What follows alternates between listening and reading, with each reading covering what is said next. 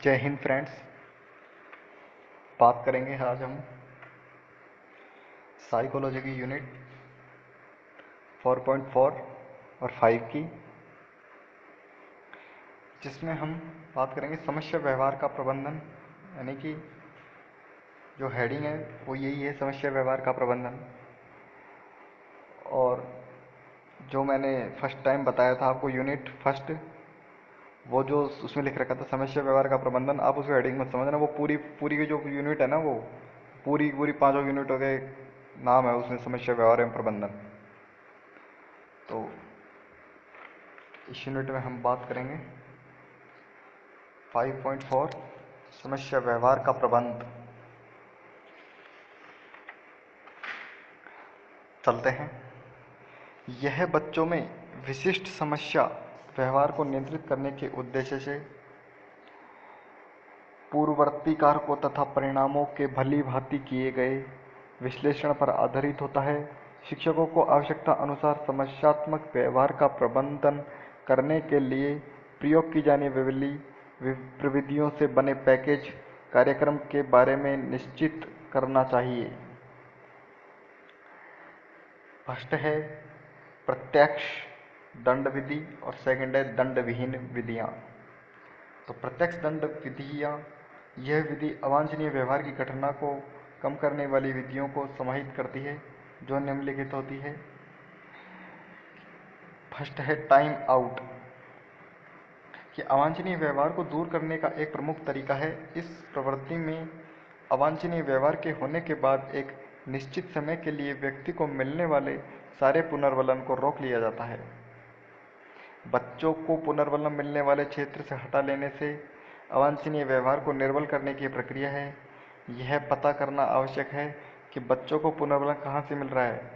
इसके पश्चात बच्चों को एक ऐसी परिस्थिति में रखा जाता है जिसमें पुरस्कार की कोई भी संभावना 2-3 मिनट के लिए पूर्णतः हटा ली जाती है। यह 2 प्रकार की होती है। फर्स्ट है एक्सक्लूजन टाइम आउट और सेकंड है non exclusion time out. Exclusion time out, इस तरह के टाइम आउट व्यवहार को करने के पश्चात उसे भौतिक रूप से उस परिस्थिति के वातावरण से कुछ समय के लिए हटा लिया जाता है। यह 3 प्रकार का होता है। Contingent observation time out, isolation time out और लास्ट है आउट एक्सक्लूजन सिकुलेशन टाइम आउट। तो सेकंड है नॉन एक्सक्लूजन टाइम आउट। तो इसमें लिखना है कि इस प्रविधि में बच्चों को पुनर्वलन युक्त वातावरण से अलग नहीं किया जाता, बल्कि उसी परिस्थिति में कुछ पुनर्वलन पर रोक लगा दिया जाता है, जैसा सामाजिक पुनर्वलन, ध्यान न देना इत्यादि। यह 2 प्रकार का होता है। Planet ignoring, removal of specific reinforcement, प्रतिक्रिया मूल्य। यह प्रवृत्ति अवांछनीय व्यवहार को दूर करने के लिए उपयोग में लाई जाती है। इसमें सुव्यवस्थित एवं क्रमिक रूप से अवांछनीय व्यवहार के घटित होने पर घनात्मक पुनर्वलन को हटाया जाता है। इसमें घनात्मक पुनर्वलन टोकन मनी पॉइंट के रूप में होता है। इस प्रवृत्ति का उपयोग प्राय टोकन इकोनॉमी के साथ किया जाता है। अवांछनीय व्यवहार के परिणाम स्वरूप कितने पुनर्वलन को वापस लिया जाएगा, यह पूर्व निर्धारित होता है। अति सुधार, यह एक ऐसी विधि है जो प्रक्रमों का समायोजन समाहित करती है। यह केवल यही नहीं सिखाती कि क्या नहीं करना चाहिए, बल्कि क्या करना चाहिए यह भी सिखाती है। यह निम्न प्रकार के हैं। प्रस्थापना अति सुधार, इस प्रवृत्ति में सिर्फ बच्चे को वातावरण को पहले की स्थिति में लाना ही नहीं होता, बल्कि उससे पहले से काफ़ी उन्नत एवं समृद्ध बनाना होता है। जैसा कक्षा में पेशाब कर देने पर मानसिक मंद बच्चों को उसी स्थान की सफाई करने के लिए नहीं, वरन पूरा कमरा साफ करने को कहेंगे। घनात्मक अभ्यास, इस प्रवृत्ति में बच्चे को एक अवांछनीय व्यवहार के घटित होने के बाद उसकी जगह एक वांछनीय व्यवहार कराया जाता है। इस प्रवृत्ति में जब बच्चा अवांछनीय व्यवहार करता है तो उसके बाद उसकी सारी गतिविधियों को रोक दिया जाता है एवं उसे एक वांछनीय व्यवहार को बार बार करने के लिए बाध्य किया जाता है। जब बच्चा वांछनीय व्यवहार का अभ्यास कर लेता है तो उसे पुनर्बलन दिया जाता है। शारीरिक प्रतिबंध, इस प्रक्रिया में घटना के बाद शारीरिक क्रियाओं पर प्रतिबंध लगाया जाता है। आक्रमणकारी व्यवहार को कम करने में शारीरिक प्रतिबंध सहायक होता है। जैसे जैसे मिनट बच्चे 2-3 मिनट 2 से करीब 5 मिनट के आसपास बच्चे के हाथ को बगल में ले जाकर पकड़ कर रखना, दोनों हाथों को पीछे बांध देते हैं। एग्जाम्पल, अगर वह अंगूठा चूकता है, कागज फाड़ता है या दूसरों को मारता है, इस तरह की इनएप्रोप्रिएट व्यवहार अगर वह करता है तो बच्चे को ऊपर दिए अनुसार दंड से दंडित किया जाता है। और फिर है नेक्स्ट वातावरण की पुनर्संरचना, जिसमें है कि इसका उपयोग हम लोग उस परिस्थिति में करेंगे जहां अवांछनीय व्यवहार का मुख्य कारण अटेंशन सीकिंग होता है। विलोपन एक ऐसी प्रक्रिया है जिसमें मुख्य रूप से अवांछनीय व्यवहार के परिणाम स्वरूप मिलने वाले सारे पुनर्बलन पर रोक लगाया जाता है, जिससे उस व्यवहार की तीव्रता या निरंतरता में धीरे धीरे कमी आ जाती है। जैसे बच्चे पर ध्यान न देना, बात न करना समाहित है। नाराजगी प्रकट करना, जिसमें है कि इस पद्धति के प्रयोग से शिक्षक बच्चे को स्पष्ट शब्दों में बताता है कि वह उसके व्यवहार से असंतुष्ट है। उसे ताड़ना भी कहते हैं। उदाहरण, जब कोई बच्चा यानी कि कक्षा में शोर करता है तो शिक्षक कहते हैं कि मुझे तुम्हारा कक्षा में शोर करना अच्छा नहीं लग रहा, तुम एक स्थान पर चुपचाप बैठकर अपना काम करो। फिर दंड विहीन विधियाँ। दंड विहीन विधियों में समस्या व्यवहार कम करने तथा वांछनीय व्यवहार के बढ़ाने के लिए होती है। इस प्राप्त करने के लिए विभेदीय पुनर्बलन का प्रयोग किया जाता है। जो अवांछनीय व्यवहार होता है वो होता है बुरा व्यवहार, और वांछनीय होता है उसे कहते हैं अच्छा व्यवहार। विभेदीय पुनर्बलन यह एक ऐसा तरीका है जिसका प्रयोग बच्चे में उपस्थित वांछनीय व्यवहार को दूर करने तथा समायोजित व्यवहार को सिखलाने के लिए किया जाता है। यह एक ऐसी प्रवृत्ति है जिसमें पुनर्बलन के आधार पर दो उत्तेजनकर्ताओं में परिस्थिति के बीच विभेदन करते हुए किसी व्यवहार को करना सिखलाया जाता है। DRO यानी अन्य व्यवहार का विभेदीय पुनर्बलन। इस टेक्निक में बच्चा जब निर्धारित अवांछनीय व्यवहार को एक निर्धारित समय में नहीं करता है तो उसे पुनर्बलन दिया जाता है। इस निर्धारित समय में दूसरा कोई भी व्यवहार करे उससे कोई फर्क नहीं पड़ता। इस प्रविधि में मुख्य रूप से अवांछनीय व्यवहार के उपस्थिति या अनुपस्थिति पर बल डाला जाता है। इसी कारण इस टेक्निक को अन्य व्यवहार का विभेदीय पुनर्बलन कहते हैं। DRA वैकल्पिक व्यवहार का विभेदीय पुनर्बलन। तो इसमें है कि इस प्रवृत्ति में बच्चा अब अवांछनीय व्यवहार की जगह कुछ निश्चित वैकल्पिक व्यवहार को करता है तो उसे पुनर्बलन दिया जाता है। इस प्रवृत्ति में अवांछनीय व्यवहार को एक नए एवं समायोजित व्यवहार के रूप में करने को सिखलाया जाता है। अगला है DRI विपरीत व्यवहार का विभेदीय पुनर्बलन।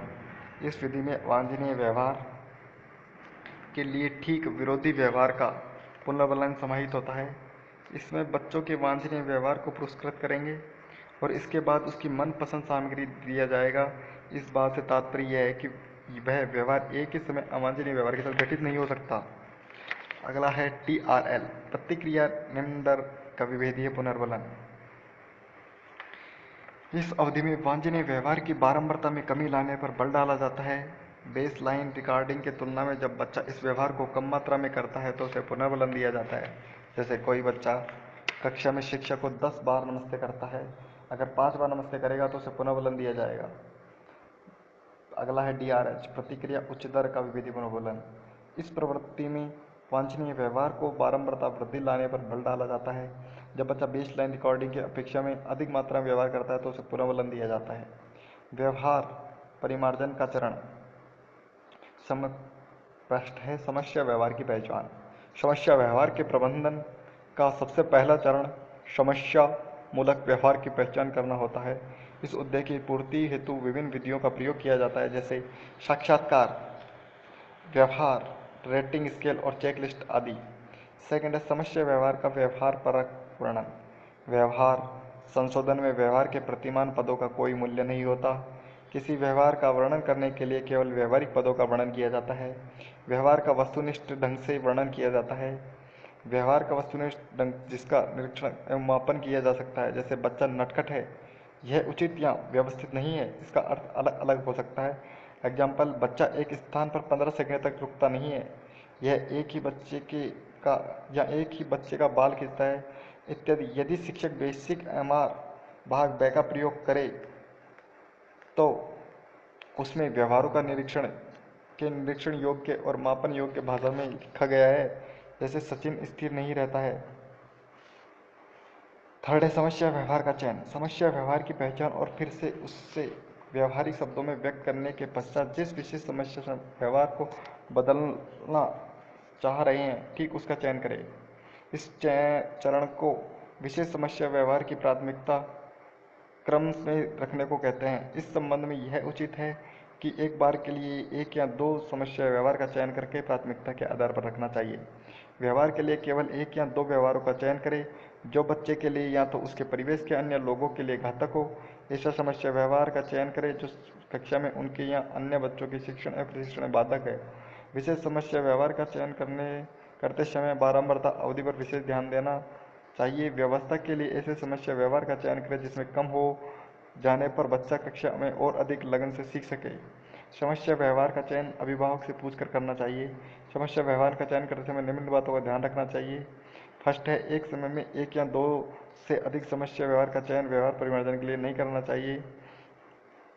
सबसे पहले उस समस्या व्यवहार को प्रमुखता देनी चाहिए जिसका प्रबंधन करना सुगम या सरल होता है। इसके कारण बच्चे में आत्मविश्वास बढ़ता है जो कि और व्यवहारों के प्रबंधन में मदद करता है। उन समस्यात्मक व्यवहारों को प्राथमिकता दी जानी चाहिए जो बच्चे के स्वयं के लिए या दूसरों के लिए हानिकारक हो। हमेशा अभिभावक से एवं अध्यापक से परामर्श लेकर समस्या व्यवहार का चुनाव करना चाहिए। समस्या व्यवहार के आधारभूत आंकड़े। इस चरण में समस्या व्यवहार को एक निश्चित मापक के अनुसार आलेखित किया जाता है। यह एक सतत चलने वाली प्रक्रिया है। इसके द्वारा यह पता चलता है कि कौन सा व्यवहार औसतन कितनी देर तक और कितनी बार रहा है। समस्या मूलक व्यवहार का अवलोकन 3-4 शब्दों में करते हैं। सरल बनाने के लिए निम्न बातों पर ध्यान देना चाहिए। निरीक्षण की विधि व समय निश्चित करना। सेकंड है निरीक्षण करना कहाँ करना है। थर्ड है निरीक्षण की तकनीक, अंतराल अवधि क्या होगी। निरीक्षण विधियां, आवर्ती आलेखन अथवा घटना आलेखन।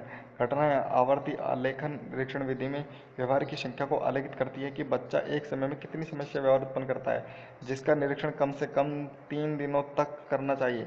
आवर्ती आलेखन विधि का प्रयोग निम्न समस्यात्मक व्यवहार हो जैसे धक्का देना, पीटना, एक स्थान पर न बैठना इत्यादि व्यवहारों के लिए किया जा सकता है।